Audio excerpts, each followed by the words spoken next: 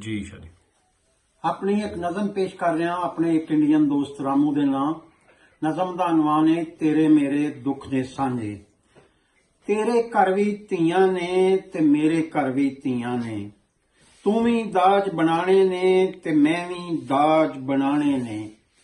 ਤੇਰੇ ਘਰ ਵੀ ਲਹਿਰਾ ਨਹੀਂ ਤੇ ਮੇਰੇ ਘਰ ਵੀ ਲਹਿਰਾ ਨਹੀਂ। ਤੇਰੀ ਛੱਤ ਵੀ ਚੁੰਦੀ ਏ ਤੇ ਮੇਰੀ ਛੱਤ ਵੀ ਚੁੰਦੀ ਏ। ਤੂੰ ਵੀ ਕੁੱਲੇ ਦਬਣੇ ਨੇ ਤੇ ਮੈਂ ਵੀ ਕੁੱਲੇ ਦਬਣੇ ਨੇ। ਤੇਰੇ ਬਾਲ ਵੀ ਰੋਂਦੇ ਹੀ ਨੇ ਹੋਲੀ ਤੇ ਬਾਰਾਤਾਂ ਤੇ।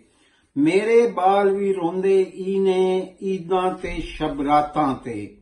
ਤੂੰ ਵੀ ਬਾਲਣ ਬਣ ਜਾਣਾ ਏ ਜੰਗ ਦੀ ਬਲਦੀ ਪੱਠੀ ਦਾ।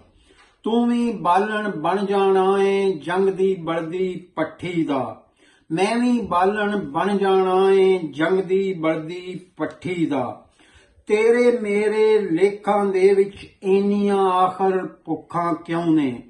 ਤੇਰੇ ਮੇਰੇ ਲੇਖਾਂ ਦੇ ਵਿੱਚ ਆਖਰ ਇੰਨੀਆਂ ਭੁੱਖਾਂ ਕਿਉਂ ਨੇ।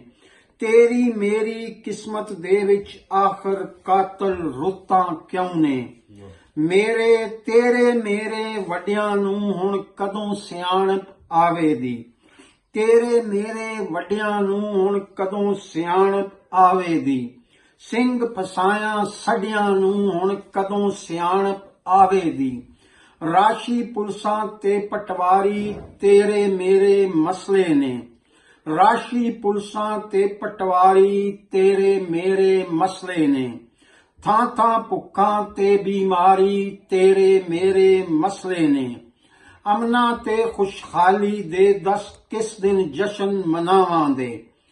ਸੁੱਖਾਂ ਤੇ ਹਰਿਆਲੀ ਦੇ ਦੱਸ ਕਿਸ ਦਿਨ ਜਸ਼ਨ ਮਨਾਵਾਂਗੇ।